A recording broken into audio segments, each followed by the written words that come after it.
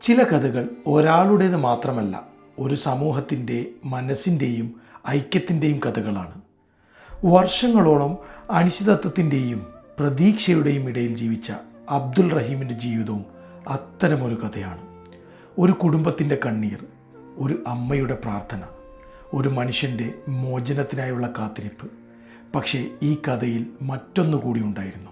ലോകത്തിൻ്റെ പല കോണുകളിലായി ജീവിക്കുന്ന മലയാളികളുടെ ഹൃദയങ്ങൾ ഒരുമിച്ച് മേടിച്ച നിമിഷം.